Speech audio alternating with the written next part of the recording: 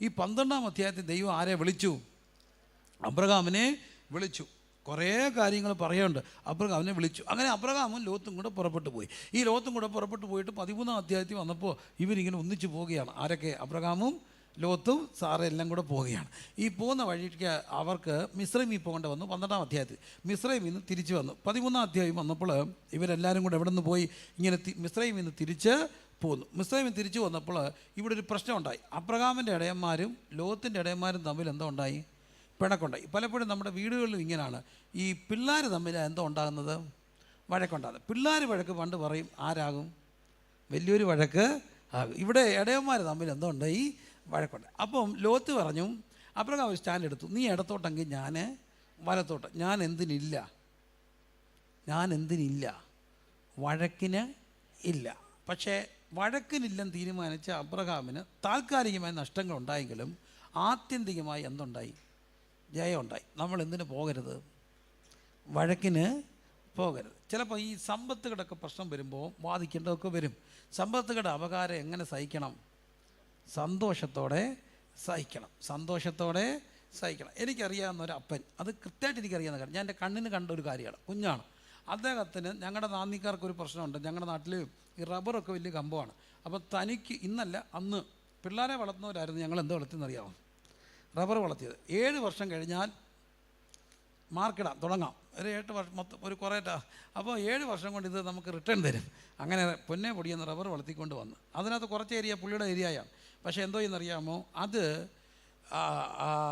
തനിക്ക് അവസാനം തരാതെ സഹോദരൻ എടുത്തു എന്നൊരു വാർത്ത കിട്ടി. ഇയാളെ ഇത് ഭ്രാന്തനാക്കി, പാവം പിടിച്ച മനുഷ്യൻ. ഇയാൾ തകർന്നു. ഇയാൾ നേരെ തകർന്ന് ഞങ്ങളുടെ വീട്ടിൽ വന്നു. ഞാനൊന്ന് കുഞ്ഞാണ്. എൻ്റെ അപ്പയുടെ മുമ്പ് വരുന്നു. എൻ്റെ റബ്ബർ കൊണ്ടുപോയി. എനിക്ക് കിട്ടേണ്ടത് ഞാൻ പുള്ളി അതാണെന്ന് വളർത്തിക്കൊണ്ട് വന്നു. അപ്പോൾ അദ്ദേഹം നോക്കിയിട്ട് പറഞ്ഞു, 3 ഓപ്ഷനുണ്ട്. ഒന്ന്, ഇയാൾ ഭയങ്കര റൗഡിയായിരുന്നു. എൻ്റെ കണ്ടിട്ടുണ്ട്. പുള്ളി ഇങ്ങനെ കുട്ടിച്ച് ഒരു ആരവത്തോടെ വരുന്നു.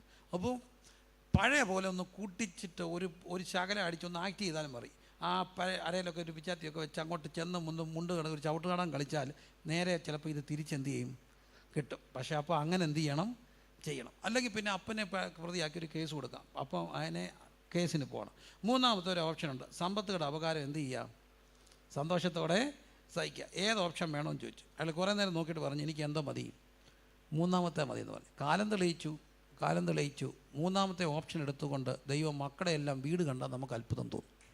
ഒറ്റ കാര്യമാണ്, ഏത് സാഹചര്യത്തിലും ഒരു ബിബ്ലിക്കൽ ഓപ്ഷനുണ്ട്. എന്തിന് പോകരുത്? വഴക്കുണ്ടാക്കാൻ. ന്യായം നമ്മുടെ പക്ഷത്താണെങ്കിൽ പോലും എന്തിന് പോകരുത്? വഴക്കിന് പോകരുത്. കർത്താവേ, വഴക്കിൻ്റെ മേഖലകൾ വരുമ്പോൾ ഒന്ന് മാറി നിൽക്കാനുള്ള കൃപ കിട്ടണമെന്ന് അത്ര ദൈവത്വം. അങ്ങനെ എന്തെങ്കിലുമൊക്കെ ന്യായവുമായിട്ടൊക്കെ നമുക്കുണ്ടെങ്കിൽ പോലും മനഃപൂർവ്വം മാറി നടന്നു. ആര്? അബ്രഹാം. അങ്ങനെ മാറി നടന്നു. എന്നിട്ടോ ഈ പോയ ശത്രുവിനെ സ്നേഹിച്ചു. അങ്ങനെയാണ് അബ്രഹാം പോയിട്ട് ആരെ രക്ഷപ്പെടുത്തിക്കൊണ്ട് വരുന്നത്? ലോത്തിനെ രക്ഷപ്പെടുത്തിക്കൊണ്ട് വരുന്നു. എത്ര അധ്യായം? 14-ാം അധ്യായം. 14-ാം അധ്യായത്തിൽ ലോത്തിനെ രക്ഷപ്പെടുത്തിക്കൊണ്ട് വന്നിട്ട് ഈ തിരിച്ച് വരുമ്പോൾ, രാജാക്കന്മാരെല്ലാം ജയിച്ച് വരുമ്പോൾ അവിടെ ഒരു സംഭവം നടക്കുന്നുണ്ട്. മൽക്കീസേദെക്ക് എഴുന്നേറ്റ് ആരെ സ്വീകരിച്ചു? അബ്രഹാമിനെ സ്വീകരിക്കാൻ വേണ്ടി ആര് വന്നു? മൽക്കീസേദെക്ക് വന്നു. അപ്പോൾ മൽക്കീസേദെക്കിന് അബ്രഹാം എന്ത് കൊടുത്തു? സകലത്തിന് എന്ത് കൊടുത്തു? ദശാംശം കൊടുത്തു. ഇത് നമ്മൾ പിന്നെ കാണുന്നുണ്ട്. എവിടെ നിന്നറിയാമോ? എബ്രായ ലേഖനത്തിൽ കാണുന്നുണ്ട്. മൽക്കീസേദെക്കിൻ്റെ ക്രമപ്രകാരം എന്നൊക്കെയുള്ള പൗരോഹിത്യം, നമ്മുടെ പൗരോഹിത്യം അതാണ്. എന്നിട്ട് പറയുന്നു, ലേവിയ പൗരോഹിത്യത്തെക്കാട്ടും വലുതാണ് മൽക്കീസേദെക്ക് പൗരോഹിത്യം. എന്തെന്ന് ചോദിച്ചാൽ, അബ്രഹാം മൽക്കീസേദെക്കിന് എന്ത് കൊടുത്തല്ലോ? ദശാംശം കൊടുത്തല്ലോ. അപ്പം അങ്ങനെയെങ്കിൽ ലേവി അവൻ്റെ കടിപ്രദേശത്ത് ഉണ്ടായിരുന്നല്ലോ. അപ്പം ലേവിയും എന്ത് കൊടുത്തല്ലോ? ദശാംശം കൊടുത്തല്ലോ. ചെറിയവൻ വലിയവൻ എന്ത് കൊടുക്കുന്നു? ദശാംശം കൊടുക്കുന്നു. എബ്രായ ലേഖനമാണ്. ചെറിയവൻ വലിയവൻ എന്ത് കൊടുക്കുന്നു? ദശാംശം കൊടുക്കും. അങ്ങനെയാണെങ്കിൽ മൽക്കീസേദെക്കിന് ആര് ദശാംശം കൊടുത്തു? എവിടെ? 14-ാം അധ്യായം കണ്ടോ? 14-ാം അധ്യായത്തിൻ്റെ 20-ാമത്തെ വാക്യം. നിന്റെ ശത്രുക്കളെ നിന്റെ കയ്യിൽ ഏൽപ്പിച്ച അത്യുന്നതനായ ദൈവം സ്തുതിക്കപ്പെടുമാറാകട്ടെ എന്ന് പറഞ്ഞു. അവന് അബ്രഹാം സകലത്തിലും എന്ത് കൊടുത്തു? ദശാംശം കൊടുത്തു. എല്ലാവരും ഒന്ന് ഉറക്കെ പറഞ്ഞേ, അവന് അബ്രഹാം സകലത്തിലും എന്ത് കൊടുത്തു? ദശാംശം. ഒന്നുകൂടെ പറഞ്ഞേ, അവന് അബ്രഹാം സകലത്തിലും. ഒന്നുകൂടെ പറയാം, അവന് അബ്രഹാം. ആ സകലമൊക്കെ ഇച്ചിരി സ്ട്രെസ് ചെയ്ത് പറ. അവന് അബ്രഹാം. ഇനി ആ സക്കരം എന്നുള്ള ഒന്ന് ഫോഴ്സ് ചെയ്ത് പറഞ്ഞേ, സകലത്തിലും എന്ത് കൊടുത്തു? ദശാംശം. ഗുണം എന്തുകൊണ്ടാണെന്നറിയാം? 10 അധ്യായം കഴിഞ്ഞു. 14 10 കഴിയാൽ 10 കൂട്ടി എത്ര വരും? 14 + 10 24. 24 എടുത്തു. 24 10 അധ്യായം കഴിഞ്ഞപ്പോൾ ദശാംശം കഴിഞ്ഞ് കൊടുത്തതിൻ്റെ ദശാംശം കഴിഞ്ഞപ്പോൾ ദശാംശം കൊടുത്തതിൻ്റെ ദശാംശം കഴിഞ്ഞപ്പോൾ 10 കഴിഞ്ഞപ്പോൾ 24. 1 അബ്രഹാം വയസ്സെന്ന് വൃദ്ധനായി. ദൈവം അബ്രഹാമിനെ അതും ഒന്ന് സ്ട്രെസ് ചെയ്ത് വായിച്ച്, ഒന്നുകൂടെ വായിച്ച്, ഒന്നുകൂടെ പറഞ്ഞ്, സകലത്തിലും എന്ത് ചെയ്തു? അനുഗ്രഹിച്ചു. എന്തുകൊണ്ടാണ് അനുഗ്രഹിച്ചു? സിമ്പിൾ റീസണാണ്. ഇതൊക്കെ സിമ്പിൾ പ്രിൻസിപ്പിളാണ്. എന്ത് ചെയ്തു? സകലത്തിലും ദശാംശം കൊടുത്തു. അതുകൊണ്ട് എന്താ പറ്റി? സകലത്തിലും എന്ത് ചെയ്തു? അനുഗ്രഹിച്ചു. അപ്പോൾ അങ്ങനെയാണേ ഒന്ന് പറഞ്ഞേ, സകലത്തിലും എന്ത് കൊടുക്കണം? ദശാംശം കൊടുക്കണം. സകലത്തിലും എന്ത് കൊടുക്കണം? ദശാംശം കൊടുക്കണം. അപ്പോൾ എന്തോ കിട്ടും? സകലത്തിലും എന്തുണ്ടാകും? അനുഗ്രഹം ഉണ്ടാകും. കുഞ്ഞുമക്കളെ, നിങ്ങളുടെ പപ്പായും മമ്മിയും ഒക്കെ ദശാംശം കൊടുക്കും. പക്ഷെ നിങ്ങൾക്ക് അങ്ങോട്ടും ഇങ്ങോട്ടും പോകുമ്പോൾ പോക്കറ്റ് മണിയൊക്കെ തരത്തില്ലേ? ടൂർ പോകുമ്പോഴൊക്കെ അമ്മായിയും അമ്മാച്ചനൊക്കെ വരുമ്പോൾ ഇച്ചിരി തരത്തില്ലേ? അതിൻ്റെ എന്ത് കൊടുത്ത് പഠിക്കണം? ദശാംശം കൊടുത്തു. അതിൻ്റെ ദശാംശം കൊടുത്താൽ എന്തൊരു അനുഗ്രഹമാണെന്നറിയാം. ഞാൻ നിങ്ങളോടൊരു സംഭവം പറയാം. സംഭവം പറയട്ടെ? കുഴപ്പമൊന്നുമില്ലല്ലോ? ഇല്ല. ഞാൻ ഡിഗ്രിക്ക് പഠിക്കുകയാണ്. ഡിഗ്രിക്ക് പഠിക്കുമ്പോൾ നമ്മളൊരു കൊച്ചു വീട്ടിൽ എന്നുവെച്ചാൽ എല്ലാ ബുദ്ധിമുട്ടൊക്കെ ഇങ്ങനെ വലിയ വീടൊന്നും അല്ല ഇവിടെ. അപ്പോൾ കൊച്ചു വീട്ടിലൊക്കെ അപ്പോൾ അങ്ങനെ വന്നപ്പോൾ നമുക്ക് ഒത്തിരി സ്വപ്നങ്ങളുണ്ടായിരുന്നു. അന്നത്തെ എൻ്റെ ഏറ്റവും വലിയൊരു സ്വപ്നമായിരുന്നു, ഏറ്റവും വലിയൊരു സ്വപ്നമായിരുന്നു 10ാം ക്ലാസ്സിൽ പഠിക്കുമ്പോൾ ഒരു കോവാഡീസിൻ്റെ ബാറ്റാ ചെരുപ്പ് വേണം. അന്ന് അതിന് 99.99 പൈസ. ഓർമ്മയില്ലേ? ബാറ്റയുടെയൊക്കെ വില അങ്ങനെയാണ്. 99 അങ്ങനെയാണല്ലേ? 99 100 തികയ്ക്കത്തില്ല. 99 അത് നമുക്ക് പെട്ടെന്നൊരു ഇൻട്രസ്റ്റ് ആണ്. ഓക്കെ, എനിവേ, അപ്പോൾ ഞാൻ ഡിഗ്രി പഠിക്കുമ്പോൾ ഞങ്ങളുടെ ഒരു അമ്മച്ചി എനിക്ക് എൻ്റെ ഒരു പോസ്റ്റ് ഓഫീസിൽ ഒരു അക്കൗണ്ട് ഇട്ടു. അതിനകത്ത് 385 രൂപ ഉണ്ട്. അമ്മച്ചി കിട്ടുന്ന 10 രൂപ 20 രൂപ ഒക്കെ കൊണ്ടിടും. പാവം അമ്മച്ചി, സ്നേഹമുള്ളൊരു അമ്മച്ചി. എനിക്കൊരു ബന്ധവുമില്ല. എന്നോട് എടാ നീ പാസമല്ല, ഞങ്ങളുടെ എല്ലാം പിള്ളേരുടെ പേരിലൊക്കെ അക്കൗണ്ടാണ്, നിനക്ക് വല്ലതും ഉണ്ടോ? ഒന്നുമില്ല അമ്മച്ചി. അമ്മച്ചി എൻ്റെ പേരിൽ അക്കൗണ്ട് തുടങ്ങിയിട്ട് അമ്മച്ചിയുടെ പൈസ എല്ലാം അമ്മച്ചി അതിനകത്ത് കൊണ്ടിടും. എനിക്ക് വേണ്ടി. അമ്മച്ചി മരിച്ചു. അപ്പോൾ എനിക്ക് മനസ്സിലായി ഇനി ഇതിനകത്ത് എന്തോ വീഴത്തില്ല, പൈസ വീഴത്തില്ല, അമ്മച്ചിയുടെ പൈസ. അത് 389 രൂപ ഉണ്ടായിരുന്നു. മക്കളെ, എൻ്റെ വലിയൊരു ആഗ്രഹം ഒരു അന്നത്തെ ഒരു നല്ല ചെരുപ്പ് മേടിക്കണം. ഏതാണ്ട് ഒരു നല്ലൊരു മാറൊക്കെ ഉള്ള ഒരു ചെരുപ്പുണ്ട്, അതും മേടിക്കണം. അതിന് ഏതാണ്ട് 400 രൂപ ഉണ്ട് മേടിക്കാം. അന്ന് 300 അങ്ങനെ കണ്ട. അന്ന് അത്രയും കൊടുത്താൽ നല്ല സ്റ്റാൻഡേർഡ് ചെരുപ്പ് കിട്ടും. അത് മേടിക്കാൻ വേണ്ടി തീരുമാനിച്ചിരുന്നപ്പോൾ എനിക്കൊരു ചിന്ത, ഒരു ട്രാക്ട് അടിച്ചേക്കാം. ഡിഗ്രിക്ക് പഠിക്കുകയാണ്. ട്രാക്ട് അടിച്ചാൽ പിന്നെ എന്തോ മേടിക്കാൻ ഒക്കത്തില്ല, ചെരുപ്പ് മേടിക്കാൻ ഒക്കത്തില്ല. ചെരുപ്പ് വേണോ ട്രാക്ട് വേണോ? അവസാനം എന്തോ മേടിച്ചെന്നറിയാമോ? ചെരുപ്പല്ല, പിന്നെ ട്രാക്ട് അടിച്ചു. ഞാനൊരാളെ കൊണ്ട് ട്രാക്ട് എഴുതിച്ചു. ഞാൻ പിന്നെ അത് മോഡിഫൈ ചെയ്തു. ലേഡി മാക്ബത്തിനെ ആകാരമാക്കിക്കൊണ്ട് മോഹങ്ങളെ വിടാമെന്ന് പറഞ്ഞുകൊണ്ട് ഷേക്സ്പിയറിൻ്റെ നാടകമാക്കി ഒരു ട്രാക്ട് അടിച്ച്.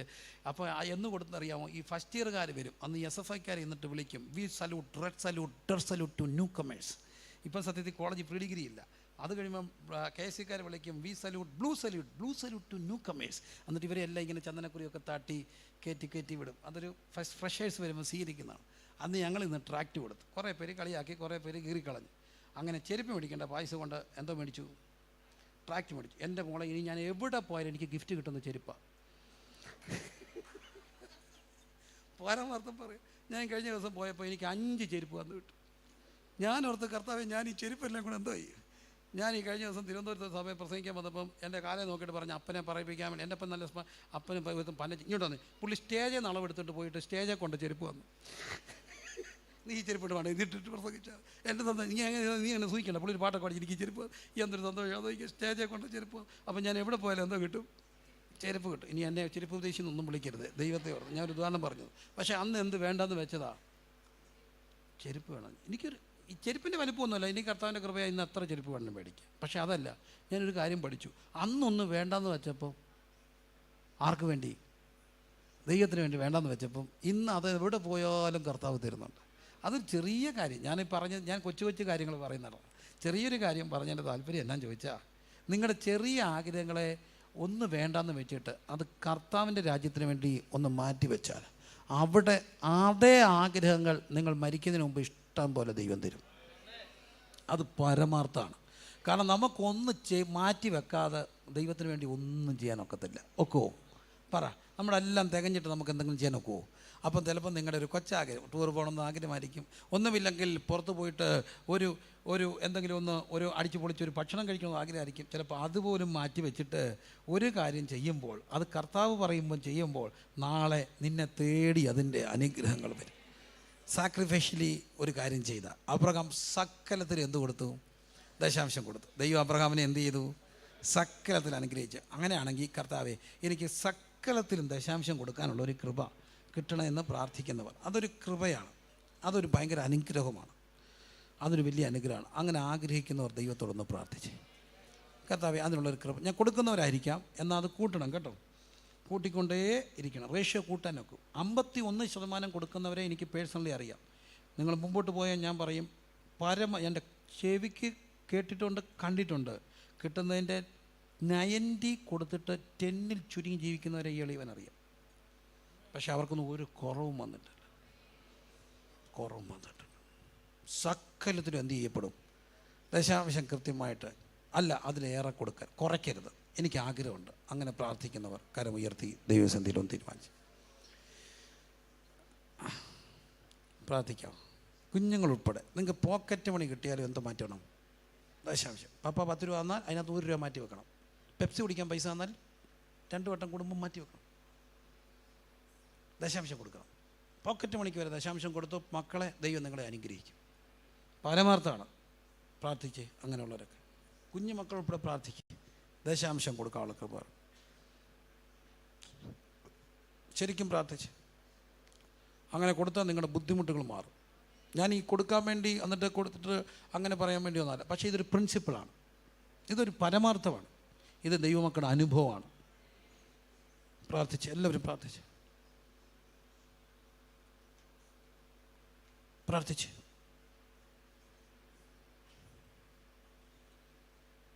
നിങ്ങളുടെ സകല ബുദ്ധിമുട്ടുകളും മാറി സകലത്തിലും അനുഗ്രഹിക്കപ്പെടും. ഈ വചനം അങ്ങനെ പറയുന്നത് കൊണ്ട്. കർത്താവേ, അബ്രഹാം സകലത്തിലും ദശാംശം കൊടുത്തു, ദൈവം അബ്രഹാമിനെ സകലത്തിലും അനുഗ്രഹിച്ചുവെന്ന് കൃത്യം 10 അധ്യായം കഴിഞ്ഞ് രേഖപ്പെടുത്തിയെങ്കിൽ ഇന്ന് രാത്രി തീരുമാനമെടുത്ത മക്കളുടെ മേൽ ദൈവത്തിൻ്റെ കൃപ ഒഴുകി വരാൻ പ്രാർത്ഥിക്കുന്നു. യേശുവിൻ നാമത്തിൽ അവരുടെ ബുദ്ധിമുട്ടുകളൊക്കെ മാറാൻ ആഗ്രഹിച്ചിട്ട് ഒക്കാതെ പോകുന്നവരുണ്ട്. എന്നാൽ കർത്താവേ, ആ ബുദ്ധിമുട്ടുകൾ യേശുവിൻ നാമത്തിൽ ഇന്ന് രാത്രി മാറാൻ പ്രാർത്ഥിക്കുന്നു. ദൈവമോ അവൻ സമ്പന്നനായിരിക്കുക, അവൻ്റെ ദാരിദ്ര്യത്താൽ ഞങ്ങൾ സമ്പന്നരാകേണ്ടതിന് ഞങ്ങൾ നിമിത്തം ദരിദ്രനായി തീർന്ന കർത്താവിൻ്റെ കൃപ ഇന്ന് രാത്രി ഈ മക്കളുടെ മേൽ വ്യാപരിക്കട്ടെ, വ്യാപരിക്കട്ടെ, വ്യാപരിക്കട്ടെ, വ്യാപരിക്കട്ടെ, വ്യാപരിക്കട്ടെ, വ്യാപരിക്കട്ടെ. ഈ തീരുമാനം എടുത്തവർക്ക് വേണ്ടി എളിയവൻ പ്രാർത്ഥിക്കാൻ പോവുകയാണ്. നിങ്ങളുടെ മേൽ ഒരു വലിയ സ്വാതന്ത്ര്യം, ഒരു കൈകളും താത്തിട്ടെ. അബ്രഹാം സകലത്തിൽ എന്ത് കൊടുത്തു? ദശാംശം കൊടുത്തു. ദൈവം അബ്രഹാമിനെ എന്ത് ചെയ്തു? സകലത്തിലും അനുഗ്രഹിച്ചു. അങ്ങനെയാണെങ്കിൽ ഇന്ന് രാത്രി കർത്താവെ, എനിക്ക് നമുക്ക് മനുഷ്യനൊരു സ്വാതന്ത്ര്യം വേണം. ഒരു സാമ്പത്തിക സ്വാതന്ത്ര്യം ഇല്ല, എനിക്ക് കൊടുക്കണമെന്ന് ആഗ്രഹമുണ്ട്, പക്ഷേ ഒക്കുന്നില്ല. ഇല്ലായ്മയെ കൊടുത്താൽ ദൈവം അത് മാറ്റും. എങ്കിലും I need A financial freedom. ഇന്ന് ഞെരുങ്ങുകയാണ്. അങ്ങനെയുള്ളവർക്ക് വേണ്ടി എളിയവൻ പ്രാർത്ഥിക്കാൻ ഒരു ആത്മനിയോഗമുണ്ട്. അതിനൊരു വചനമുണ്ട്. ഞാൻ വിശ്വസിക്കുന്ന ഒരു കാര്യം, കർത്താവായ യേശു സമ്പന്നനായിരുന്നു, അവൻ ആരായി മാറി? ദരിദ്രനായി. ആര് നിമിത്തം? എനിക്ക് വേണ്ടി അവൻ ആരായി? ദരിദ്രനായി. 2 കൊരിന്ത്യർ 8. അവൻ എനിക്ക് വേണ്ടി ആരായി? ദരിദ്രനായി. ഞാൻ ആരാകേണ്ടതിന്? സമ്പന്നനാകേണ്ടത്. പേടിക്കൊന്നും വേണ്ട, പരമാർത്ഥമാണ് വേദോസ്തം. ഞാൻ ആരാകേണ്ടതിന്? സമ്പന്നനാകേണ്ടത്. അങ്ങനെയാണെങ്കിൽ കരമുയർത്തി പ്രാർത്ഥിച്ച് തീരുമാനിച്ച് പ്രാർത്ഥിക്കണം. അഥവാ ബുദ്ധിമുട്ടാണെങ്കിലും ഞാൻ ദശാംശം കൃത്യമായിട്ട് കൊടുക്കും. ഇതുവരെ ചിലപ്പോഴൊക്കെ കൊടുത്തിട്ടുണ്ട്, ഇല്ലെന്നല്ല. എന്നാൽ കൃത്യമാണെന്നോ എന്നൊക്കെ ചോദിച്ചാൽ അറിയത്തില്ലെങ്കിൽ വേണ്ട, ഒരു തുക ഞാൻ കൊടുക്കുകയല്ല, കൃത്യം കൊടുക്കാൻ നിങ്ങൾ തീരുമാനിക്കുമ്പോൾ ഞാൻ നിങ്ങൾക്കൊരു ഫ്രീഡത്തിന് വേണ്ടി പ്രാർത്ഥിക്കാൻ പോവുകയാണ്. ഒരു ഫിനാൻഷ്യൽ ലിബർട്ടി അതുണ്ടായി ഒക്കത്തുള്ളല്ലോ. എന്നും ഇങ്ങനെ ഞെരുങ്ങാനൊക്കത്തില്ലല്ലോ. യേശു ഇരുകരങ്ങൾ ഉയർത്തി പ്രാർത്ഥിച്ച് ഈ തീരുമാനത്തോടെ പ്രാർത്ഥിക്കണേ. കുഞ്ഞുങ്ങളൊക്കെ അങ്ങനെ നിങ്ങളും ദശാംശം, നിങ്ങൾ ദശാംശം കൊടുത്തു. ഞാൻ ഉറപ്പ് പറയാം, നിങ്ങൾക്ക് നാളെ നിങ്ങൾ സ്കൂളിൽ പോകുമ്പോൾ കോളേജിൽ പോകുമ്പോഴൊക്കെ മോനെ ഒരു 10-17-18 വയസ്സ് തൊട്ട് ഇതിങ്ങനെ പ്രാക്ടീസ് ചെയ്തിട്ട് എല്ലാം കർത്താവിൻ്റെ മാത്രം ഞാൻ മനുഷ്യരോട് ചോദിക്കാറില്ല. പക്ഷെ എനിക്കൊന്നറിയാം, ഇങ്ങനത്തെ ദൈവം നടത്തും. അതൊരു പ്രിൻസിപ്പിളാണ്. കരം ഉയർത്തി പ്രാർത്ഥിച്ചു.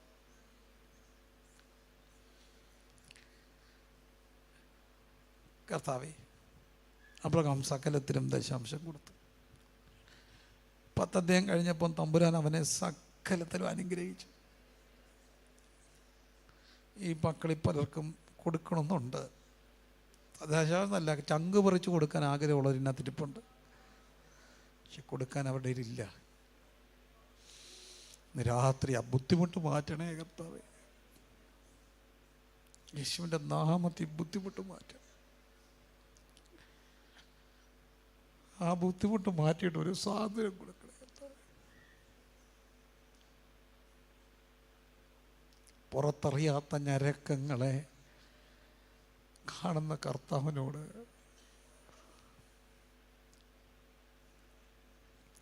ഞങ്ങളിന്ന് രാത്രി പ്രാർത്ഥിക്കുക. ഞങ്ങളുടെ യേശു സമ്പന്നനായിരുന്നു. അവനിങ്ങനെ ദരിദ്രനായി. വഴിയമ്പലത്തിൽ പോലും അവന് ഇടം കിട്ടിയില്ല. എന്നിട്ടും പറഞ്ഞു, ഇടം പോരാതെ വരുവോളം ഇടം കിട്ടാത്തവൻ പറഞ്ഞു ഞങ്ങളെ അനുഗ്രഹിക്കാം.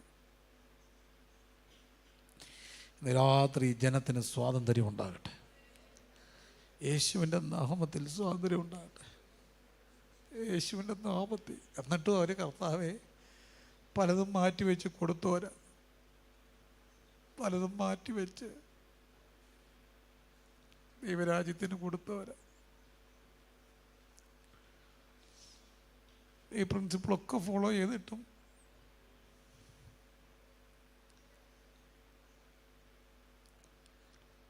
യേശുവിൻ നാമത്തിൽ ആഗോള സാമ്പത്തിക മാന്ദ്യത്തിൻ്റെ നടുവിൽ ഈ മക്കളുടെ ഞെരുക്കങ്ങൾ മാറാൻ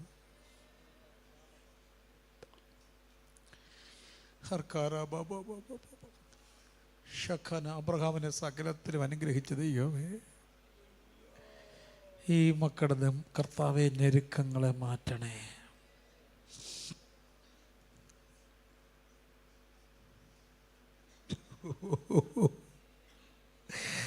ഈ മക്കളുടെ ഞെരുക്കങ്ങളെല്ലാം മാറണേ.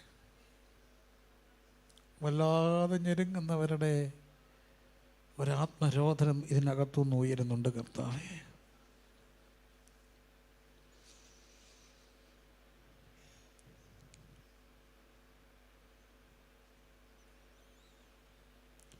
വല്ലാതെ ഞരങ്ങുന്നവരുടെ ഞരക്കങ്ങൾ ഇന്ന് രാത്രി ഇവിടെ ഉയരുന്നുണ്ടല്ലോ. ആ ഞരക്കങ്ങളെ നീ കണ്ട് ഈ മക്കളുടെ മേലൊരു സ്വാതന്ത്ര്യം അയക്കണേ. അടിച്ചു പിടിക്കാൻ വേണ്ടിയല്ല, ഇങ്ങനെ മനസ്സ് നിറഞ്ഞൊന്ന് കൊടുക്കാൻ വേണ്ടി.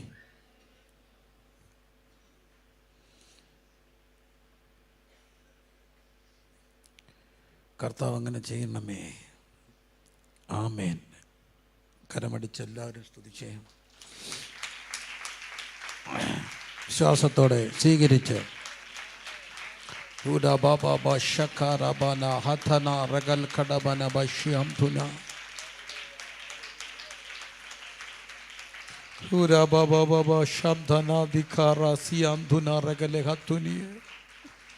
അബ്രഹാം സകലത്തിൽ എന്ത് കൊടുത്തു?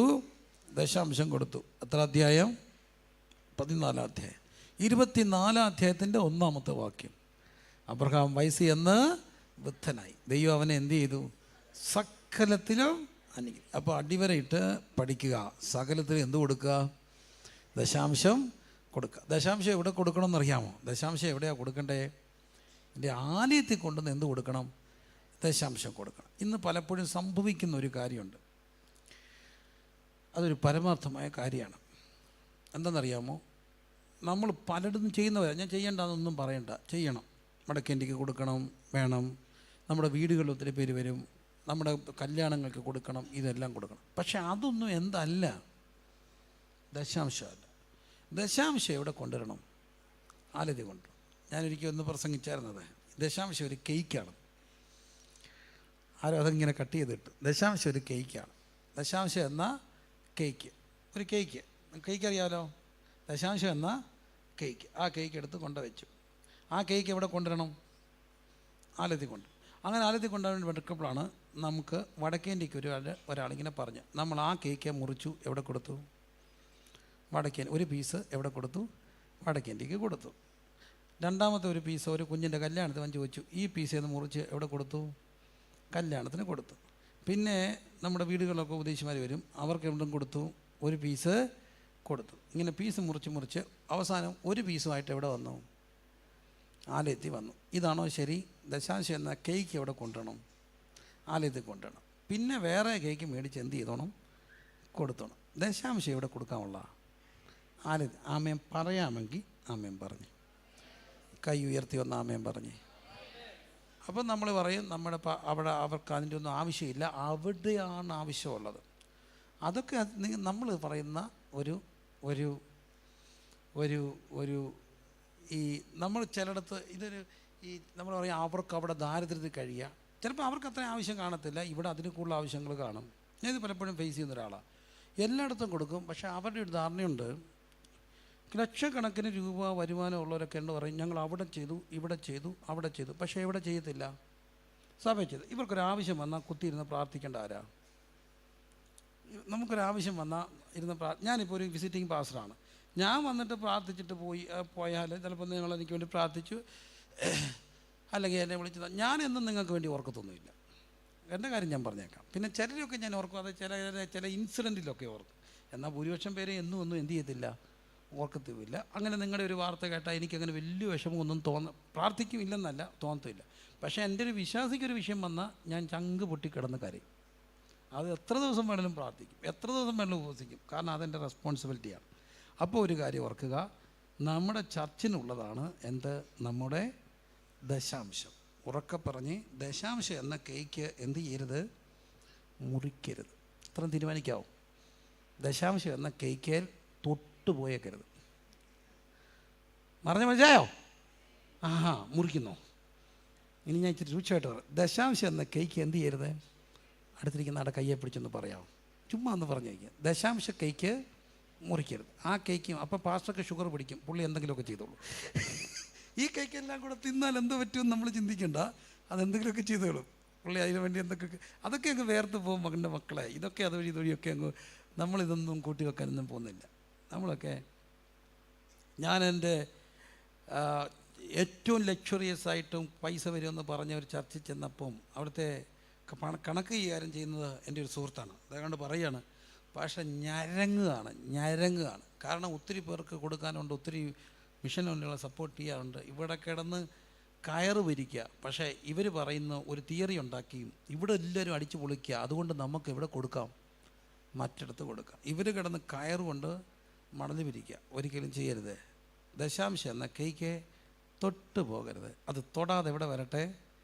ആലയത്തിൽ വരട്ടെ. ബാക്കിയൊക്കെ കൊടുക്കണോ? അതുകൊണ്ട് അപ്പുറത്തൊരാളെ സഹായിക്കരുതെന്ന് ഞാൻ പറഞ്ഞോ? ഇല്ല.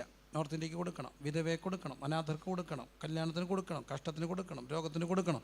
ഇതെല്ലാം സ്വമേധയാ ദാനങ്ങളാണ്. എന്നാൽ ദശാംശം ആർക്കുള്ളത്? കർത്താവിനോട്. കരമുയർത്തി ഒന്നാമേൻ പറഞ്ഞേ. ആമേൻ പറയാവുന്നവരൊക്കെ ഒന്ന് പറഞ്ഞേ.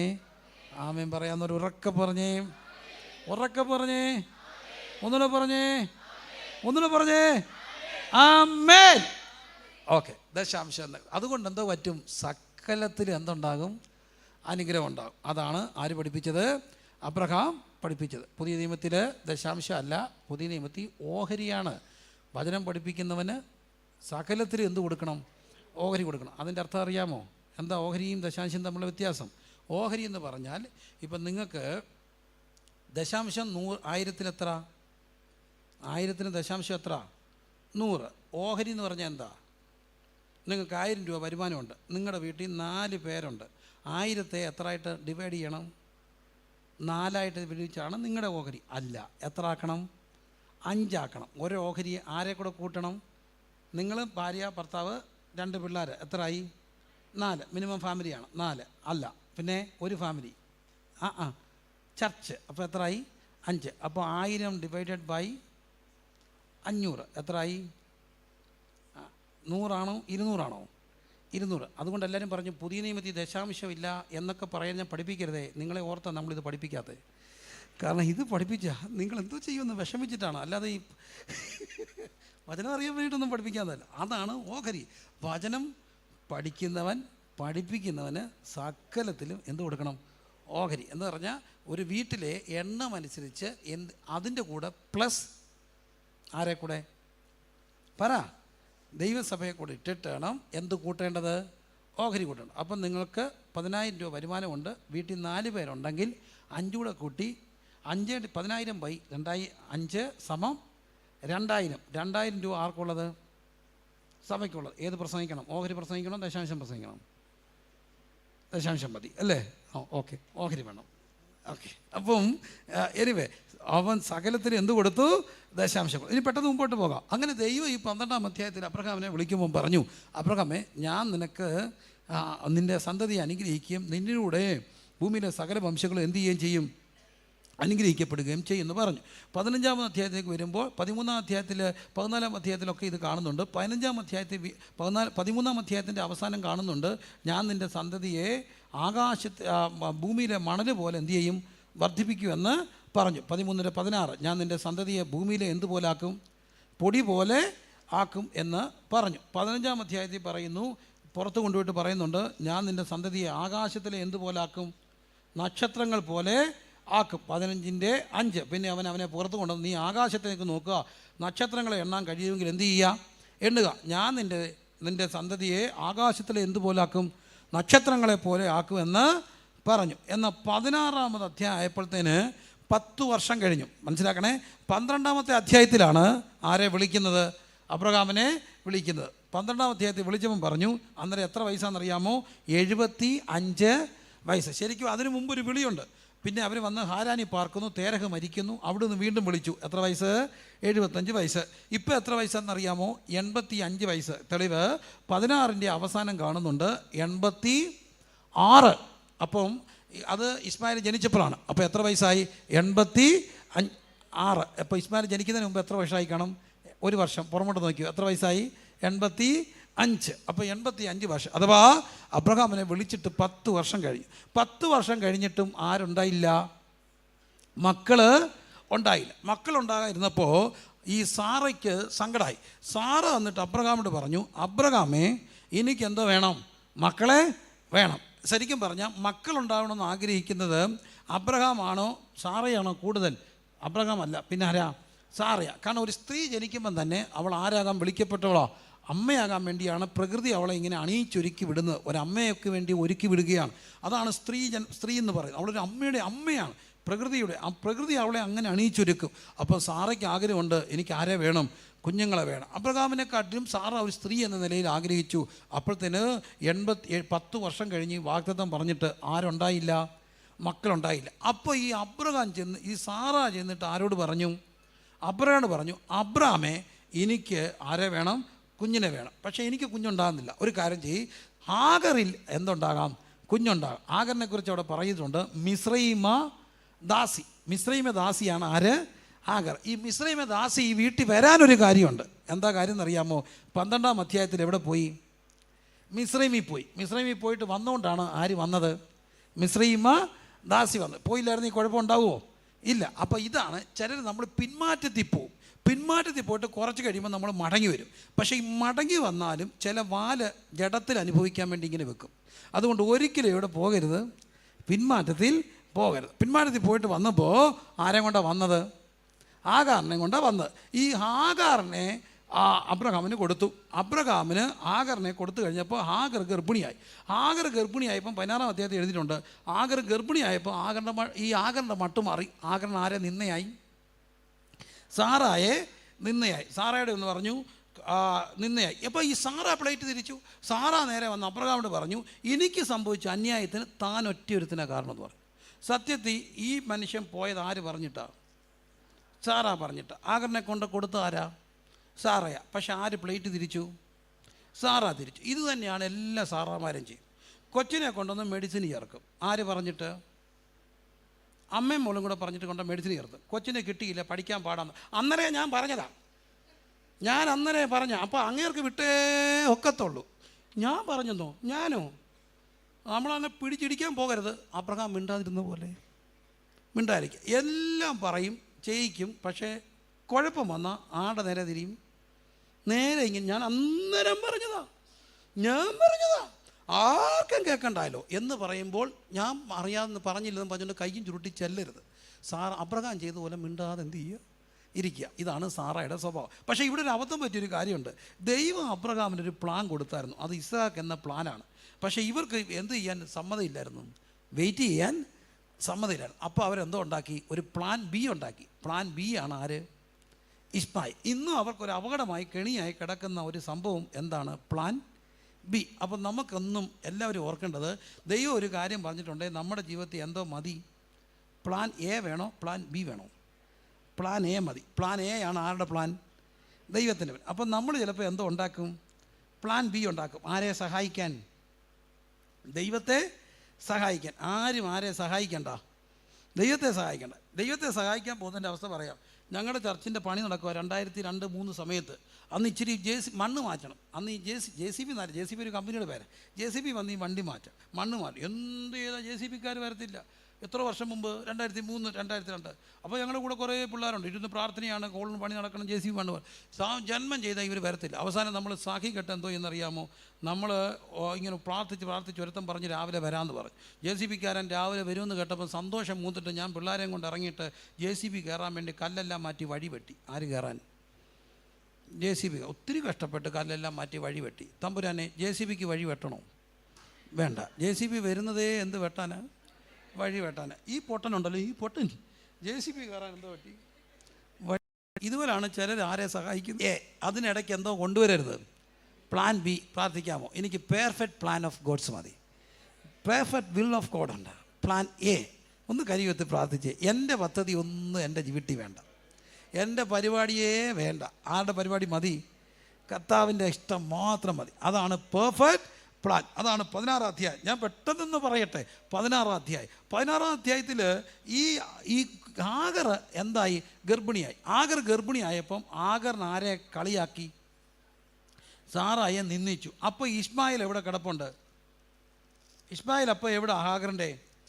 ഇസ്മായിൽ എവിടെ ഉണ്ട്? ആഗറിൻ്റെ വയറ്റിലുണ്ട്. ഇനി 22-ാമത്തെ അധ്യായത്തിലേക്ക് വരുമ്പോൾ, 21-ാമത്തെ അധ്യായത്തിലേക്ക് വരുമ്പോൾ നമ്മൾ കാണുന്ന ഒരു കാര്യമുണ്ട്. 21:9. മിസ്രൈമിദാസി ഹാഗാർ അബ്രഹാമിന് പ്രസവിച്ച മകൻ എന്തെന്ന് കണ്ടു? പരിഹാസി എന്ന് ആര് കണ്ടു? സാറ കണ്ടു. അപ്പോൾ ഇസ്മായേൽ വളർന്നു വന്നപ്പോൾ ആരെ കളിയാക്കി? ആരെ കളിയാക്കി? ഇസഹാക്കിനെ എന്ത് ചെയ്തു? കളിയാക്കി. അതാണ് ആരെ ഇറക്കി വിടാൻ കാര്യം? സാറ അല്ല. സാറ ആരെ ഇറക്കി വിട്ടത്? ആഗറിനെയും ഇസ്മായിലിനെയും കൂടെ രണ്ടാമത് ഇറക്കി വിടാൻ. ആദ്യം അവൾ ഓടിപ്പോകാൻ ഇറക്കി വിടാൻ കാര്യം എന്ത് കണ്ടതുകൊണ്ടാണ്? ഇസ്രായേൽദാസി ആഗർ അബ്രഹാം മകൻ പരിഹാസി എന്ന് ആര് കണ്ടു? സാറ കണ്ടു. അപ്പോൾ അവൻ അവിടെ നിന്ന് പെതുക്കെ ഇവരെയെല്ലാം എന്ത് ചെയ്യാൻ തുടങ്ങി? കളിയാക്കാൻ തുടങ്ങി. ഇസാക്കൊക്കെ വളർന്നു വരികയല്ലേ, എല്ലാവരും എന്ത് ചെയ്തു? കളിയാക്കി. ഈ മോൻ പരിഹാസിയാകാൻ കാര്യം എന്താ? ഇസ്മായേൽ പരിഹാസിയാകാൻ കാര്യം എന്താ? സിമ്പിൾ കാര്യം പറഞ്ഞു. ഇസ്മായേൽ പരിഹാസിയാകാൻ കാര്യം എന്താ? ഹാഗർ ഇവനെ വയറ്റിയിട്ടുകൊണ്ട് ആരെ കളിയാക്കി? സാറായെ കളിയാക്കി. അത് അവൻ കേട്ടു. എവിടെ കിടന്നുകൊണ്ട്? വയറ്റിൽ കിടന്നുണ്ട്. അമ്മ കളിയാക്കുന്ന കേട്ടാണ് ആര് വളർന്നത്? ഇസ്മായേൽ. എവിടെ കിടന്ന്? വയറ്റിൽ കിടന്ന്. ഇറങ്ങി വന്നപ്പോൾ അവനും ആനന്ദം തുടങ്ങി, കളിയാക്കാൻ തുടങ്ങി. അമ്മയും മോനെയും കൂടെ പിടിച്ച് എന്ത് ചെയ്തു? ഇറക്കി വിട്ടു. ഒറ്റ കാര്യം, അമ്മ എന്ത് ചെയ്തതാ? കളിയാക്കിയതാണ്. അപ്പോൾ ഒറ്റ അമ്മമാരും ഒറ്റ അപ്പന്മാരും ആരെ എന്ത് ചെയ്യരുത്? കളിയാക്കരുത്. മനസ്സിലാവുന്നുണ്ടോ? ഒരു മനുഷ്യനെ പോലും എന്ത് ചെയ്യരുത്? കളിയാക്കരുത്. പ്രത്യേകിച്ച് ഈ നമ്മുടെ ശരീര വൈകല്യമൊക്കെ ഉള്ളവരെ നമ്മൾ കളിയാക്കും. മുച്ചിറിയെ കളിയാക്കും. ഇങ്ങനെ പറയും അല്ലേ? നമ്മൾ മുച്ചിരി അതെല്ലാം കളിയാക്കും. വീട്ടിൽ പോയിരുന്നേ പറയരുതേ. മക്കളെ ഇറക്കി വിടും. ഒറ്റ വ്യക്തി അവിടെ ദൈവത്തിനും പഠിപ്പിക്കുന്നു, പരിഹാസികളുടെ ഇരിപ്പിടത്തിൽ പോലും എന്ത് ചെയ്യരുത്? ഇരിക്കരുത്. നമ്മൾ ഈ പിള്ളേരൊക്കെ വന്നിട്ടേ അന്യഭാഷ പറയുന്നത് കേട്ടിട്ട് അങ്ങ് ചിരിക്കും. നമ്മുടെ മോൻ്റെ പെർഫോമൻസേ വേണ്ട. പരിഹാസിച്ചാൽ, അമ്മ വയറ്റിയിട്ടുണ്ട് പരിഹാസിച്ചാൽ മോൻ എന്താകും? പരിഹാസിയാവും. വളരെ ഗൗരവമാണ് വേദപുസ്തകം. ഒറ്റ വീട്ടിൽ ഒരു വ്യക്തിയെ പരിഹസിക്കരുത്. തീരുമാനിക്കാവോ? ഒന്ന് തീരുമാനിച്ചേ. വളരെ ഗൗരവപ്പെട്ട കാര്യം. ഒരാളുടെ ശുശ്രൂഷയോ ഒരാളുടെ അംഗവൈകല്യമോ ഒരാളുടെ ബുദ്ധിമുട്ടോ ഒരാളുടെ പ്രത്യേകതകളോ നമ്മൾ എന്ത് ചെയ്യാൻ പോകരുത്? പരിഹസിക്കാൻ പോകരുത്. പരിഹസിച്ചാൽ ഇസ്മായേൽ ആരാകും? പരിഹാസിയാകും. അമ്മയും മോനെയും കൂടെ ഇറക്കി വിടേണ്ട വന്നില്ലേ? ഇന്നും ശത്രുത നീങ്ങുന്നില്ലേ? സിബിളിംഗ് റിവൽറി അവിടെ തുടങ്ങി. ഇവർ തമ്മിൽ ശത്രുക്കളായി. കർത്താവിനൊന്ന് പ്രാർത്ഥിച്ച, കർത്താവെ പരിഹാസം എനിക്ക് ഉണ്ടാകാൻ ഇടയാകരുതെന്ന് പ്രാർത്ഥിക്കുന്നവർ കര ഉയർത്തി പ്രാർത്ഥിച്ച്.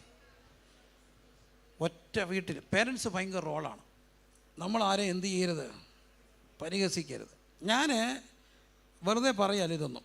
കർത്താവ്, ഞാൻ ഈ പല കാര്യങ്ങളും പഠിച്ചിട്ട് പറയാണ്. ഞാൻ പഠിക്കും പല കാര്യങ്ങളും, കൊച്ചു കൊച്ചു കാര്യങ്ങൾ. എനിക്കറിയാവുന്ന ഒത്തിരി വീടുകൾ ഇങ്ങനെ ഇരുന്ന് എല്ലാവരെയും കളിയാക്കുന്നവരുണ്ട്. പക്ഷേ അവിടെ ജനിച്ച മക്കളുടെ രോഗവും ആസ്മയും ബുദ്ധിമുട്ടും ഡ്രൈനസും അപകടങ്ങളും എന്ത് വേണ്ട എന്നും ഒരു നെഗറ്റീവാണ്. എന്താ കാര്യം എന്നറിയാം? അവിടെ ഒരു ഈ പരിഹാസം ഒത്തിരി കുഴപ്പങ്ങളുണ്ടാക്കും. കർത്താവിൻ്റെ ആത്മാർത്ഥമായി എൻ്റെ നാവ് കൊണ്ട് ഒരാളെ പോലും എന്ത് ചെയ്യരുത്, പരിഹസിക്കരുത്. ആത്മാർത്ഥമായിട്ട് പ്രാർത്ഥിച്ച് പ്രത്യേകിച്ച് കർത്തദാസന്മാരെയോ പാവങ്ങളെയോ അംഗവൈകല്യം ഉള്ളവരെയോ ഒന്നും എന്ത് ചെയ്യരുത്, പരിഹസിക്കരുത്. തീരുമാനിക്കാമെങ്കിൽ തീരുമാനിച്ചു. നമ്മൾ ഓരോ തീരുമാനം എടുക്കുകയാണ്, മറന്നു പോകരുതേ. എഴുതി പോണേ, എവിടെയെങ്കിലുമൊക്കെ എഴുതിയിടണേ. ദശാംശം കൊടുക്കാൻ തീരുമാനിച്ചു, പ്ലാൻ എ മതിയെന്ന് തീരുമാനിച്ചു. ഒരുത്തൻ്റെ നഗ്നത എന്ത് ചെയ്യത്തില്ലെന്ന് തീരുമാനിച്ചു. കാണണ്ടുകയും വേണ്ട, പറയത്തുമില്ലെന്ന് തീരുമാനിച്ചു. പിന്നെ നമ്മളൊരു തീരുമാനം എടുത്തു, എന്താണ്, നമുക്ക് പ്ലാൻ എ മതി, എന്തോ വേണ്ട, പ്ലാൻ ബി മതി എന്ന് വേണ്ട തീരുമാനിച്ചു. പിന്നെ നമ്മൾ തീരുമാനം എടുത്തു, നമ്മൾ ഒരു കാര്യത്തിൽ എന്തോ ഉണ്ടാക്കത്തില്ല. മറന്നുപോയോ? വഴക്ക് ഉണ്ടാക്കത്തില്ല. ഏതധ്യായം? ഉൽപ്പത്തി 13. എന്നാൽ 16-ാം അധ്യായം 21-ാം അധ്യായം കൂടെ കൂട്ടി വായിക്കുമ്പോൾ പഠിപ്പിക്കുന്നു, ഒരിക്കലും ആരെയും എന്ത് ചെയ്യരുത്, പരിഹസിക്കരുത്. ഇത് തീരുമാനിക്കുന്നവർ ഒന്ന് പ്രാർത്ഥിച്ചേ. മക്കളെ, ഈ കോമഡി ഷോ ഒക്കെ കാണുന്നതല്ല, ചിരിക്കുന്നതൊക്കെ നിർവ്യാജ പരിഹാസം നല്ലതാണ്, രസമൊക്കെ. പക്ഷേ ചിലരുണ്ട്, ഈ നമ്മുടെ ഈ ബലഹീന കൂട്ടുകാരൊക്കെ എന്ത് ചെയ്യും, പരിഹസിക്കും. ഒരിക്കലും എന്ത് ചെയ്യരുത്, നമ്മളെല്ലാം കൂട്ടം കൂടി ഒരു ബലഹീനെ ഇങ്ങനെ പരിഹസിച്ചാൽ അവൻ നിന്ന് കരയും. പക്ഷേ ചിലപ്പോൾ ഒന്നും മിണ്ടത്തൊന്നുമില്ല. പക്ഷേ അവൻ പോയിരുന്ന് എന്ത് ചെയ്യും, കരയും. ആ കരച്ചിൽ നമുക്ക് എന്താകും, ദോഷ. അപ്പോൾ ഒരിക്കലും ഈ ഹോസ്റ്റലിലൊക്കെ ചെല്ലുമ്പോൾ ഉണ്ടല്ലോ, പാവം പിടിച്ച പിള്ളേരെ കൊണ്ടിട്ട് ഉണ്ടല്ലോ, ഈ നമ്മൾ എല്ലാവരും കൂടെ കൂട്ടുകൂടി ഓരോരുത്തന്മാരെ കൊണ്ട് ഓരോ കോമിയൊക്കെ കാണിച്ചിട്ട് ചിരിക്കത്തില്ലേ? ചിരിച്ചാൽ എന്താ പറ്റുമെന്നറിയാമോ? നാളെ നീ എവിടെ പോകുമ്പോൾ നിനക്ക് തിരിച്ചടി കിട്ടും. അതുകൊണ്ട് ആരെയും പരിഹസിക്കാൻ എന്ത് ചെയ്യരുത്, കൂട്ടുപോലും നിൽക്കരുത്. മനസ്സിലായോ? ഒരാളെയും പരിഹസിക്കാൻ പോലും എന്ത് ചെയ്യരുത്, കൂട്ടു നിൽക്കത്തില്ല. അങ്ങനെ തീരുമാനിക്കുന്നവർ കരം ഉയർത്തി. എൻ്റെ വീട്ടിൽ ആരെയും പരിഹസിക്കത്തില്ല. എൻ്റെ വീട്ടിലത് വേണ്ട, അത് പടിക്ക് പുറത്ത് നിൽക്കട്ടെ. എൻ്റെ വീട്ടിൽ നിന്ന് പരിഹാസം, മദ്യം, കുറ്റം പറച്ചിൽ, ഇങ്ങനത്തെ വേണ്ടാത്ത കാര്യങ്ങൾ കാണുന്ന എല്ലാം എൻ്റെ വീടിൻ്റെ പുറത്ത് മതി. എൻ്റെ വീടിനകം യേശുവിൻ്റെ രക്തം മാത്രം മതി, അല്ലാത്ത ഒന്നും വേണ്ട. തീരുമാനിച്ചൊന്ന് പ്രാർത്ഥിച്ചേ. ഏതൊരു വാക്യമുണ്ട്, പരിഹാസം നിങ്ങളുടെ ബന്ധനങ്ങളെ എന്തു ചെയ്യും, ബന്ധനങ്ങൾ മുറുകുന്നതാണെന്നൊരു വാക്യമുണ്ട്. കരമുയർത്തി പ്രാർത്ഥിച്ച്, ഇരുകരങ്ങൾ ഉയർത്തി അല്പസമയം സ്തോത്രം ചെയ്തൊന്ന് പ്രാർത്ഥിച്ച്, ആ ഒരു നാവിനെ തൊട്ടൊന്ന് പ്രാർത്ഥിച്ചേ. തീക്കനലയും കൊണ്ട് യെശയ്യാവിനെ തൊട്ട ആ നാവ് കൊണ്ട് നമ്മളെ ഒന്ന് തൊടാൻ പ്രാർത്ഥിച്ചേ. ഊരബബ ശംധുന റഗന, എവിടെയോ ഭയങ്കര വിടുതലുണ്ടാകുന്നുണ്ട്. ഇതോടുകൂടി ചില ബന്ധനങ്ങൾ അഴിയും. ഇന്ന് രാത്രി ചിലത് കാണണ്ട, എനിക്കൊന്നും പറയാൻ വേണ്ടാന്ന് പറഞ്ഞ് തീരുമാനിക്കുമ്പം തന്നെ തലമുറകളുടെ മേലുള്ള ചില ബന്ധനങ്ങൾ അഴിയും. ഞാൻ ഒരു ഇമോഷണൽ സ്പിരിറ്റൊന്നും ഉണ്ടാക്കാതെ അങ്ങ് പറയാണ്. തലമുറയുടെ ഈ തീരുമാനം നിങ്ങൾ എടുക്കുമ്പോൾ നിങ്ങളുടെ തലമുറയുടെ ബന്ധനം അഴിയും. ദശാംശ കാര്യത്തിൽ തീരുമാനിച്ച തന്നെ ഞാനതുകൊണ്ടാണ് പ്രാർത്ഥിച്ചത്. എൻ്റെ അകത്ത് ദൈവം ഒരു മുഴക്കം കേട്ടു, ഫിനാൻഷ്യൽ ബ്രേക്ക് ത്രൂ, ചില ബന്ധനങ്ങൾ അഴിയുന്നത്. അതെൻ്റെ ആത്മാവിൻ്റെ ഒരു ബോധ്യമാണ്, അത് കർത്താവിൻ്റെ ഒരു ബോധ്യമാണ്, നമ്മുടെ ശുശ്രൂഷ കിട്ടുന്നൊരു ബോധ്യമാണ്. ഇന്ന് രാത്രി പരിഹസിക്കുന്ന വിഷയങ്ങളുടെ മേൽ തീരുമാനം എടുക്കുമ്പോൾ ഈ മക്കളുടെ മേൽ കുരുക്കപ്പെട്ട ചില ബന്ധനങ്ങളെ യേശുവിൻ നാമത്തിൽ കർത്താവ് അഴിക്കും. അപ്പോൾ ഈ തീരുമാനങ്ങളെല്ലാം തന്നെ നമ്മുടെ കെട്ടുകളെ അഴിക്കുന്നതാണ്. ആ തീരുമാനങ്ങളുടെ പിന്നിൽ പ്ലാൻ എ മതി, എനിക്ക് പ്ലാൻ ബി മതിയാന്ന് വേണ്ടാന്ന് തീരുമാനിച്ചാൽ ദൈവം നിങ്ങളുടെ ജീവിതത്തിൽ ചില വാഗ്ദത്തങ്ങൾ വേഗത്തിൽ നിർവഹിക്കും. ദൈവം ഒത്തിരി പറഞ്ഞ വാഗ്ദത്തങ്ങളുണ്ട്. കാലാകാലങ്ങളായി ദൈവം പറഞ്ഞ പെർഫെക്റ്റ് പ്ലാൻസ് ഓഫ് ഗോഡ്, അത് വരാൻ തടസ്സം. ഇതിനിടയ്ക്ക് നമ്മൾ നമ്മുടെ പദ്ധതികളുമായിട്ട് മുമ്പോട്ട് പോയി. ആരെ സഹായിക്കാൻ?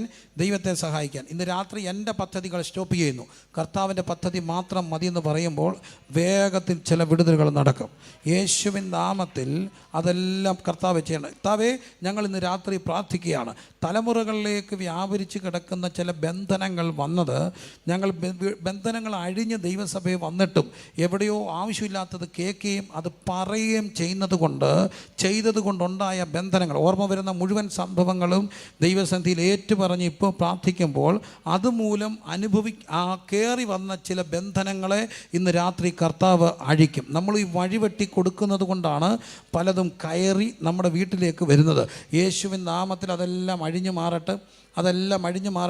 കുഞ്ഞുങ്ങളൊക്കെ നിങ്ങളുടെ വിദ്യാഭ്യാസം നമ്മൾ ഇന്ന് കാര്യത്തിൽ തീരുമാനിച്ചാൽ, ചില പരിഹസിച്ചത്, കുറ്റം പറഞ്ഞത് ഒക്കെ തീരുമാനിക്കുമ്പോൾ യേശുവിൻ നാമത്തിൽ ഒരു വിദ്യാഭ്യാസ മേഖലകളുടെ കെട്ടുകളെ കർത്താവ് അഴിക്കും. യേശുവിൻ നാമത്തിൽ അത് സംഭവിക്കും. കുഞ്ഞുങ്ങളുടെ മേലത് അഴിക്കും. ചില സാമ്പത്തിക ബന്ധനങ്ങൾ എവിടെയൊക്കെയോ ആ കാര്യത്തിൽ ദൈവാത്മാവ് പ്രേരിപ്പിച്ചിട്ടും അത് നമ്മൾ മനഃപൂർവ്വമായി വേണ്ടാന്ന് വെച്ച ചില ചെറിയ കാര്യമായിരിക്കും. ചിലപ്പോൾ ഒരു 100 രൂപയുടെയോ 200 രൂപയുടെയോ 500 രൂപയുടെ കാര്യമായിരിക്കും. എന്നാൽ അതുമൂലം മുറുകിപ്പോയ അടഞ്ഞുപോയ ചില വഴികളെ ഇന്ന് രാത്രി കർത്താവ് തുറക്കും. സകലത്തിലും ഒരു അനുഗ്രഹം യേശുവിൻ നാമത്തിൽ അതിങ്ങനെ ഒഴുകി വരാൻ വേണ്ടി പ്രാർത്ഥിക്കാൻ പോവുകയാണ്. എല്ലാ ബന്ധനങ്ങളും ഇന്ന് രാത്രി ഈ പറയപ്പെട്ട മേഖലകളിലുള്ള ഓരോ ബന്ധനങ്ങളും അഴിയും. മറ്റൊരു കാര്യം നമ്മൾ ആദ്യം തീരുമാനിച്ചു, മക്കളെക്കുറിച്ചുള്ള അറിവാണ് ആർക്ക് മാറ്റം ഉണ്ടാക്കിയത്. നമ്മൾ 5-ാം അധ്യായം മുതൽ ചിന്തിച്ചു ഹാനോക്കിന് എന്തുണ്ടാക്കി? മാറ്റമുണ്ടാക്കി. അതുകൊണ്ട് നമ്മൾ എന്നും അപ്പനും അമ്മയും ഓർമ്മയോടെ ഇരിക്കാൻ വേണ്ടി പ്രാർത്ഥിക്കണം. അവരവിടെ ഇരുന്നാൽ നിൻ്റെ ജീവിതത്തിൽ നിന്ന് വരാൻ പോകുന്ന മരണങ്ങളും ദുരന്തങ്ങളും ഇങ്ങനെ മാറിപ്പോകും. ഉന്മൂലനാശം വരുത്തുന്ന ചിലത് വരാതിരിക്കാൻ ദൈവത്തിനും അതിനും ഇടയിലുണ്ടല്ലോ, ആ അമ്മച്ചനും അമ്മച്ചും കട്ടിലേക്ക് കിടന്നാൽ മതി, അവിടെ വരത്തില്ല. അത്ര ധൈര്യമാണ്. അവർക്കൊരു ഡയറക്റ്റ് ലിങ്കുണ്ട് ദൈവവുമായിട്ട്. അവർ ചുമ്മാതെ അവിടെ ഇരുന്നാലും മതി, അവിടെ കണ്ണ് നിറയും. അവർ പറയും, കർത്താവേ എന്നെ എടുത്താലും അത് വരല്ലേ എന്ന് പറയുമ്പോൾ അത് തൊടത്തില്ല. ഇന്ന് രാത്രി ആ പ്രാർത്ഥന ഉയരട്ടെ. ഒരിക്കലും ഇവിടെ പറയപ്പെട്ടതല്ല. ഇന്ന് കുറിച്ച് വെക്കണേ. നിങ്ങൾ പലരും കുറിച്ചിട്ടില്ല, കുറിച്ച് വെക്കണം. എന്താണ്? എൻ്റെ അപ്പന് വേണ്ടി ഞാൻ പ്രാർത്ഥിക്കും, എൻ്റെ അമ്മയ്ക്ക് വേണ്ടി ഞാൻ പ്രാർത്ഥിക്കും, ഓർമ്മയോടെ ഇരിക്കാൻ വേണ്ടി. 2, അപ്പൻ്റെയോ അമ്മയുടെയോ ആരുടെയും കുറവ് ഞാൻ പുറത്തു പോയി പറയത്തില്ല. മറ്റവർ വിമുഖരായി, എൻ്റെ കർത്താവെ എനിക്ക് ഒരാളുടെയും കുറവ് കാണുകയും വേണ്ട, പറയത്തുമില്ല. യേശുവിൻ നാമത്തിൽ കണ്ണ് ചെവി രണ്ടും കേൾക്കാതും കാണാതും പറയാനൊക്കത്തില്ലല്ലോ. ഞാൻ കേൾക്കണ്ട. എല്ലാം എനിക്ക് കാണാൻ വേണ്ടി അല്ല തീരുമാനിച്ചല്ലോ. എല്ലാം എനിക്ക് എന്ത് ചെയ്യാനുള്ളതല്ല, കാണാനുള്ളതല്ല. യേശുവിൻ നാമത്തിൽ അത് തീരുമാനിക്കുമ്പം തന്നെ നിമ്രോദിലേക്ക് വ്യാപരിച്ച ബന്ധനങ്ങൾ നമ്മുടെ തലമുറയെ വരാതിരിക്കും. കുടുംബത്തിന്മേൽ തലമുറകളെ വരിഞ്ഞു മുറുക്കിയ ബന്ധനങ്ങൾ യേശുവിൻ നാമത്തിൽ ഇപ്പോൾ അഴിയട്ടെ. ആ തീരുമാനമെടുത്ത് പ്രാർത്ഥിക്കുമ്പോൾ അത് അഴിഞ്ഞു മാറും. അർഖുന ഷബ ലഖദന റീഗ നഗദന അന്ധന ശബല ഹബ്തുനിയ. ചിലത് നമ്മൾ ഇടയ്ക്ക് പിന്മാറ്റത്തിൽ പോയത് കൊണ്ട് ഒരു മിസ്രൈമ്യ ദാസി വന്നെങ്കിൽ, കർത്താവെ ഇടക്കാലങ്ങളിൽ ഞാൻ പിന്മാറ്റത്തിൽ കൊണ്ട് എൻ്റെ ജീവിതത്തിൽ വന്ന് ഭവിച്ച എൻ്റെ കൂടെ കൂടിയ സകല കയ്പിൻ്റെ മേഖലകളെയും കർത്താവ് മാറ്റണമേ എന്ന് നമ്മളൊന്ന് സമർപ്പിച്ച് പ്രാർത്ഥിക്കുമ്പോൾ, എവിടെയൊക്കെയോ ഉദാസീനത കൊണ്ട് വന്നു കയറിയ, എവിടെയൊക്കെയോ പിന്മാറ്റത്തിലൂടെ വന്നു കയറിയ ആ കുരുക്കുകളെ നമ്മൾ ശാസിച്ചാൽ പോത്തില്ല. കരഞ്ഞ് അനുദപിച്ച് പ്രാർത്ഥിക്കുമ്പോൾ കർത്താവ് അതിൻ്റെ ബന്ധനങ്ങളെ അഴിച്ചു കളയും. അക്കുന ശബന.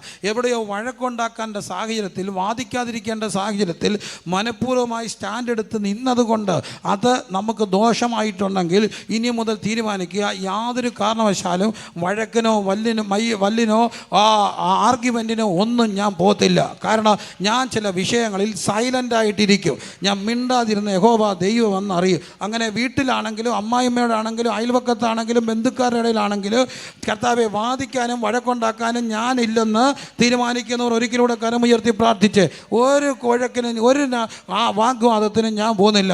ഞാൻ ദൈവത്തിൻ്റെ ദാസൻ, ഞാൻ മിണ്ടാതിരിക്കും. അബ്രഹാം ഇരുന്നപോലെ മിണ്ടാതിരിക്കും. എന്നാൽ അടുത്ത 24 ദൈവം അവനെ അനുഗ്രഹിച്ചു. 14 അവൻ സകലത്തിലും എന്ത് കൊടുത്തു? ദശാംശം കൊടുത്തു. ദൈവം അബ്രഹാമിനെ എങ്ങനെ അനുഗ്രഹിച്ചു? സകലത്തിലും അനുഗ്രഹിച്ചു. 16-ാം അധ്യായത്തിൽ അവർ പ്ലാൻ ബിയും കൊണ്ടുവന്നു. അതവർക്ക് ദോഷമായെങ്കിൽ കർത്താവെ പെർഫെക്റ്റ് പ്ലാൻ മതി. പ്രത്യേകിച്ച് വിവാഹത്തോടുള്ള ബന്ധത്തിൽ മക്കളൊക്കെ തീരുമാനിക്കണം. കല്യാണം കഴിക്കാനുള്ള മുഴുവൻ മക്കളുടെ അറിവിലേക്ക് പറയുകയാണ്, ദൈവഹിതമല്ലാത്ത ഒരൊറ്റ പ്ലാൻ കയറി വന്നാലുണ്ടല്ലോ അത് ജീവിതം മുഴുവൻ തകർത്തു വാരും. ജീവിതം മുഴുവനല്ല, ഇങ്ങനെ ലീനേജിലൂടെ അത് വ്യാപരിക്കും. അതുകൊണ്ട് കർത്താവേ, എനിക്കൊരു വിവാഹം ഉണ്ടാകുമ്പോൾ നിൻ്റെ പെർഫെക്റ്റ് പ്ലാൻ എ മാത്രം മതി, എൻ്റെ ഒരു ബി എനിക്ക് ജീവിതത്തിൽ വേണ്ട. അങ്ങനെ ഒരു നിമിഷം കരന്ന് താത്തിട്ടെ. വിവാഹം കഴിക്കാത്ത മക്കൾ ഇവിടെ ഉണ്ടല്ലോ. കല്യാണം കഴിക്കാത്ത മക്കളല്ലേ? അല്ലേ? കല്യാണം കഴിഞ്ഞു? ഇല്ല. എനിക്ക് പ്ലാൻ എ വേണ്ട, ബി വേണ്ട, എന്താ മതി? പ്ലാൻ എ മതി. ഇപ്പോഴൊന്നും പ്രായമായൊന്നും ചിന്തിക്കേണ്ട, പോട്ടെ. എന്നായാലും ഒരിക്കലും ദൈവഹിതമല്ലാത്ത ഒരു ബി പ്ലാൻ എനിക്ക് എൻ്റെ ജീവിതത്തിൽ ഉണ്ടാകത്തില്ലെന്ന് ഇപ്പം തീരുമാനിക്കാൻ ശരി നിങ്ങൾക്ക് ധൈര്യമുണ്ടോ? ഇഷ്ടമാണോ? കൈ ഉയർത്തി പ്രാർത്ഥിച്ച്. ആണും പെണ്ണും എല്ലാം, കല്യാണം കഴിക്കാത്ത എല്ലാ മക്കളും പ്രാർത്ഥിച്ച്. ഞാനായിട്ട് പോയിട്ട് കർത്താവ് വരാൻ താമസിച്ച എൻ്റെ ജീവിതത്തിൽ നിന്ന് എനിക്ക് ദൈവം ഒരു പെർഫെക്റ്റ് എ വെച്ചിട്ടുണ്ട്. എനിക്കെന്തോ വേണ്ട? ബി വേണ്ട. രണ്ട് കൈ ഉയർത്തി പ്രാർത്ഥിച്ച്. കല്യാണം കഴിക്കാത്ത എല്ലാ മക്കളും പ്രാർത്ഥിച്ച്. പ്ലാൻ ബിക്ക് വേണ്ടി പോകരുത്. പ്ലാൻ എ ദൈവമുണ്ട്. നിന്നെക്കുറിച്ച് നീ ഉണ്ടാകുന്നതിന് മുമ്പ് നിൻ്റെ അമ്മയുടെ ഗർഭത്തിൽ നീ ഉരുവായിരുന്നപ്പോൾ കർത്താവ് കരുതി വെച്ച ഒരു കരുതലുണ്ട്. അത് 100% ഉണ്ട്. ആ കരുതൽ വെളിപ്പെട്ടോളും. നമ്മൾ പോയി പ്ലാൻ ബി ഉണ്ടാക്കരുത്. യേശുവിൻ നാമത്തിൽ കർത്താവെ കരമുയർത്തി പ്രാർത്ഥിച്ച്. പ്രത്യേകിച്ച് കർത്താവെ വിവാഹത്തോടുള്ള ബന്ധത്തിൽ ഒരിക്കലും ഒരു പ്ലാൻ ബി പദ്ധതിക്ക് മുമ്പിൽ മുട്ടുമടക്കേണ്ട ഒരു ഗതികേട് ഞങ്ങളുടെ തലമുറകളിൽ ഉണ്ടാകല്ലേ കർത്താവെ. ഞങ്ങൾക്ക് നിൻ്റെ പെർഫെക്റ്റ് പ്ലാൻ മാത്രം മതി. എല്ലാവരും പ്രാർത്ഥിച്ച്. ഇതൊക്കെ വളരെ ഗൗരവപ്പെട്ട് പ്രാർത്ഥിക്കേണ്ട വിഷയങ്ങളാണ്. കരമുയർത്തി ഇനി എല്ലാവരും കരമുയർത്തി പ്രാർത്ഥിച്ച്. ഞങ്ങളുടെ ഒരു വീട്ടിലും പ്ലാൻ ബി ഉണ്ടാകരുത്. ദൈവഹിതമല്ലാത്തൊരു ബന്ധത്തിൻ്റെ കുരുക്കുകൾ അത് ഉണ്ടായിട്ട് അതിൻ്റെ മുമ്പിൽ ബാർഗെയിൻ ചെയ്യാൻ ഇങ്ങനെ ഞങ്ങൾക്കിടയാകാതെ ഞങ്ങളുടെ വീടുകളിലെല്ലാം ദൈവത്തിൻ്റെ പെർഫെക്റ്റ് പ്ലാൻ, പ്രത്യേകിച്ച് വിവാഹത്തോടുള്ള ബന്ധത്തിൽ അത് നടക്കണമേ എന്ന് പ്രാർത്ഥിച്ച്. എല്ലാവരും കരമുയർത്തി പ്രാർത്ഥിച്ച്. പ്ലാൻ എ മാത്രം മതി. എന്ത് വേണ്ട? പ്ലാൻ ബി വേണ്ട. കർത്താവെ, എല്ലാ പ്ലാൻ ബിയുടെ ആലോചനകളെയും ഉറവിടങ്ങളെയും കൂട്ടുകെട്ടുകളെയും ബന്ധനങ്ങളെയും ഞങ്ങൾ ഇന്ന് രാത്രി യേശുവിൻ നാമത്തിൽ ശാസിച്ച് പ്രാർത്ഥിക്കുന്നു. അത് ഇതിനകത്ത് മാത്രമല്ല, ഏതെങ്കിലും ലൈവിൽ കാണുന്നവരുടെ ജീവിതത്തിൽ പ്ലാൻ ബി ഉണ്ടെങ്കിൽ ഇന്ന് രാത്രി ആ ബന്ധനങ്ങളെ ഞങ്ങൾ യേശുവിൻ നാമത്തിൽ ശാസിച്ച് കർത്താവെ പെർഫെക്റ്റ് പ്ലാൻ ഓഫ് ഗോഡിന് വേണ്ടി ഭയങ്കര ഹൃദയംഗമായി സബ്മിസീവ് ചെയ്യുവാൻ, ദൈവത്തിന് മുമ്പിൽ സബ്മിറ്റ് ചെയ്യാനുള്ളൊരു ഭയങ്കര മനസ്സും താല്പര്യവും ഈ കുഞ്ഞുങ്ങളുടെ ഹൃദയത്തിൽ കർത്താവ് കൊടുത്തതിനായി സ്തോത്രം. ഞങ്ങൾ പ്ലാൻ എയ്ക്കായി സ്തോത്രം യേശുവിൻ നാമത്തിൽ തന്നെ. ആമേൻ. അപ്പോൾ ഇസ്മായിലിനെ വയറ്റിയിട്ടുകൊണ്ട് അമ്മ എന്ത് ചെയ്തു? പരിഹസിച്ചത് കൊണ്ട് ഇസ്മായിൽ ആരായിട്ട് മാറി? പരിഹാസിയായി മാറി. അതുകൊണ്ട് നമ്മൾ തീരുമാനിക്കുന്നു, പരിഹാസികളുടെ ഇരിപ്പിടത്തിൽ എന്ത് ചെയ്യത്തില്ല? ഇരിക്കത്തില്ല. ഒരു കര ഉയർത്തി പറഞ്ഞേ, പരിഹാസികളുടെ ഒരാളിങ്ങനെ എല്ലാം ഇങ്ങനെ കളിയാക്കി കുറ്റം പറയുകയാണെങ്കിൽ അവിടുന്ന് പെതുക്കെ എന്ത് ചെയ്തോണം? എഴുന്നേറ്റ് പോകണം. അപ്പോൾ അവർക്ക് മനസ്സിലാവും ഈ പരിപ്പ് ഈ കലത്തിൽ എന്ത് ചെയ്യത്തില്ല? വേഗത്തില്ല. നമ്മളെക്കുറിച്ച് ആ ബോധ്യം കുറഞ്ഞ പക്ഷം അവർക്കുണ്ടാക്കണം. ഈ പരിപ്പ് ഇത് അവിടെ വേഗത്തില്ല. ഈ നമുക്ക് പറ്റിയ ഇരയല്ലിത്. അതുകൊണ്ട് പരിഹാസം മാറിപ്പോകട്ടെ. അതിന് ഞങ്ങൾക്ക് ചില കലങ്ങളടിച്ച് അല്പസമയം എല്ലാവരും ദൈവത്തെ ഒന്ന് സ്തുതിച്ച് ഇന്ന് രാത്രി ദൈവപ്രവർത്തിക്കായി സമർപ്പിച്ചാട്ടെ. ഇത്രയും നേരം നമ്മൾ കേട്ടുകൊണ്ടിരിക്കുകയായിരുന്നു. ഇനി നമ്മൾ പ്ലാൻ ബിയെ വേരോടെ നുള്ളിക്കളഞ്ഞു. ബന്ധനങ്ങൾ ഇന്ന് രാത്രി അഴിയും. അപ്പം തന്നെ ഫിനാൻഷ്യൽ ഫ്രീഡം, അതിൻ്റെ ഭയങ്കര ഒരു ദൈവപ്രവൃത്തിയായിട്ട് കർത്താവ് ഇന്ന് രാത്രി എന്നെ കാണിക്കുന്നുണ്ട്. സകലത്തിലും ദശാംശം കൊടുത്തു, സകലത്തിലും അനുഗ്രഹിച്ചു. അങ്ങനെയാണെങ്കിൽ ഇത് ഒരു ആത്മനിയോഗമാണ്. കർത്താവെ, അതിപ്പോൾ ആരെയും നോക്കണ്ട. നമ്മൾ ഞാൻ ചിലപ്പോൾ ഇങ്ങനെ ഒരു നിയോഗം വരും. ഈ നിയോഗങ്ങൾ വരുമ്പോൾ നമ്മളങ്ങ് സ്വീകരിച്ചോണം. എന്താ കാര്യം എന്നറിയാമോ? അത് നമ്മൾ ഈ ദൈവവചനം ശുശ്രൂഷിക്കുമ്പോൾ ചിലപ്പോൾ നമുക്കൊരു നിയോഗം കിട്ടും. ഈ നിയോഗം വരുമ്പോൾ, ദൂത് വരുമ്പോൾ അത് വേറെ ആർക്കും പോകാതെ ആര് തന്നെ മേടിച്ചോണം? നമുക്ക് തന്നെ മേടിച്ചോണം. എങ്ങനെ മേടിക്കണം എന്നറിയാമോ? ഈ പന്ത് കളിക്കുമ്പോൾ 1 മണിക്കൂർ കളിച്ചിട്ട് ഈക്വൽ ഗോളി വന്ന് എങ്ങും കിട്ടാതിരിക്കുമ്പോൾ റഫറി 15 മിനിറ്റ് കൂടെ കൊടുക്കത്തില്ലേ? എന്നിട്ടും ആരും ജയിച്ചില്ല, തോറ്റില്ലെന്ന് വന്നാൽ അവസാനത്തെ ഒരു സംഭവമുണ്ട്. എന്താ കൊടുക്കും? പെനാൽറ്റി കിക്ക് കൊടുക്കും. പെനാൽറ്റി കിക്ക് അടിക്കാൻ വരുന്നത് ഏറ്റവും ശക്തനായിരിക്കുമോ ഏറ്റവും ബലഹീനായിരിക്കുമോ? ശക്തൻ. പെനാൽറ്റി കിക്ക് അടിക്കുമ്പം ഗോളി അങ്ങനെ നിൽക്കും. ഇങ്ങനെ നിൽക്കുമോ? പിന്നെ അവൻ്റെ ഒരു പരമേശം കാണണം. കാരണം ഏതുവഴി വന്നാലും എന്ത് ചെയ്യരുത്? പോകരുത്. ഇങ്ങനെ വേണം ദൈവത്തിൻ്റെ ഒരു വചനം പറയുമ്പം മേടിക്കാൻ. എനിക്കുള്ളതാണ്, അതെങ്ങോട്ടും എന്ത് ചെയ്യരുത്? പോകരുത്. മനസ്സിലാകുന്നുണ്ടോ? അതിന് ഞാൻ ഒരു സംഭവം, ഇനിയുള്ള ദിവസങ്ങളൊക്കെ ഒത്തിരി ദേവദാസന്മാർ വരും. അവരെല്ലാം ഈ പറയുമ്പോഴെല്ലാം കേട്ടോണം. എങ്ങനെ ഇരിക്കണമെന്ന് അറിയാമോ? ഞാനൊരു വട്ടം UK പോയി. അപ്പോൾ ഒരു വട്ടം എൻ്റെ ഒരു സുഹൃത്തിൻ്റെ അടുക്ക് പോയി. അതേ ഒരു പാസ്റ്റാണ്. പുള്ളിയെ ഞങ്ങളുടെ കൂടെ അന്ന് പുള്ളി ഒരു സമയത്ത് എല്ലാവരും രാത്രി പ്രാർത്ഥിക്കാൻ വരുവാണ്. അപ്പോൾ എല്ലാവരും ഇങ്ങനെ വെളിപ്പാട് കാണുന്ന ഈ കൂട്ടത്തിൽ ഉള്ള ഒരു ചെറുപ്പക്കാരനായിരുന്നു പുള്ളി. അന്ന് പുള്ളി കൊച്ചു ഉദ്ദേശിയാണ്. അന്ന് പുള്ളിക്ക് എല്ലാവരും കൂടി ഇട്ട ഒരു മറുപേരാണ് പെട്ടിയോട്ട എന്ന് പറഞ്ഞാൽ അറിയത്തില്ലേ? ഓട്ടോറിക്ഷയായി പുഴയെ കാരിയർ ചെയ്യുന്ന വണ്ടിക്ക് പറയുന്ന പേരാണ് പെട്ടിയോട്ട. ഈ ചെറിയ പിക്കപ്പ് പോലത്തെ സാധനം പെട്ടിയോട്ടം എന്ന് പേരിട്ടു. അപ്പം ഞാൻ പുള്ളിയോട് അവിടെ ചോദിച്ചോട്ടോ, താൻ പെട്ടിയോട്ടം എന്നറിയപ്പെടുന്നത് അങ്ങനെ കാര്യം എന്നാന്ന് ചോദിച്ചാൽ പുള്ളി പറഞ്ഞു, ഈ രാത്രി പ്രാർത്ഥനയ്ക്ക് ഇരിക്കുമ്പോൾ ഓരോരുത്തർ വെളിപ്പാട് കാണും. ഇതാ ഒരു ശുശ്രൂഷയുടെ പുതപ്പ് വീഴുന്നുണ്ട്. പുള്ളി പറയും, ഇങ്ങോട്ട് പോരട്ടെ. ഇതാ ഒരു വിസ വരുന്നുണ്ട്, ഇങ്ങോട്ട് പോരട്ടെ. ഒരു ബന്ധനം വരുന്നുണ്ട്, അങ്ങോട്ട് പൊക്കോട്ടെ. അപ്പോൾ ഇതെല്ലാം മേടിക്കുന്നതിലിട്ട പേരാണ് എന്തോ? പെട്ടിയോട്ടം. ഏതായാലും പെട്ടിയോട്ടം കയറി UK ഇരിപ്പോട്ട്. അപ്പോൾ എനിക്കൊരു കാര്യം പിടിയിട്ട്, ഇതെല്ലാം വലിയൊരു കാര്യമാണ്. ഈ വചനം പറയുമ്പോൾ നമ്മൾ എന്ത് ചെയ്തോണം? റിസീവ് ചെയ്യണം. നമുക്കൊരു വാക്യം വായിച്ചിട്ട് പ്രാർത്ഥിക്കാൻ പോവുകയാണ്. എനിക്ക് 2 മിനിറ്റ് മുമ്പോട്ട് പോയാലും സാരമില്ല, ഞാൻ നിങ്ങളെക്കാളും ചെയ്യുന്നത്. 2 കൊരിന്ത്യർ ലേഖനം 8-ാം അധ്യായം വായിച്ചിട്ട് ഇന്ന് പ്രാർത്ഥിക്കുമ്പോൾ അതൊരു വലിയ അത്ഭുതമാകും. അതെനിക്ക് ഭയങ്കര കർത്താവിൻ്റെ ഹൃദയത്തിൽ ഇങ്ങനെ ബബിൾ ചെയ്യുക. ദശാംശം കൊടുക്കാൻ തീരുമാനിച്ചല്ലോ. ഇനി 2 കൊരിന്ത്യർ ലേഖനം 8-ാം അധ്യായം 9-ാം വാക്യം എല്ലാവരും കൂടെ വായിച്ചേ. നമ്മുടെ കർത്താവായ യേശുക്രിസ്തു സമ്പന്നനായിരുന്നിട്ടും അവൻ്റെ ദാരിദ്ര്യത്താൽ നമ്മൾ സമ്പന്നരാകേണ്ടതിന് നമ്മൾ നിമിത്തം ദരിദ്രനായി.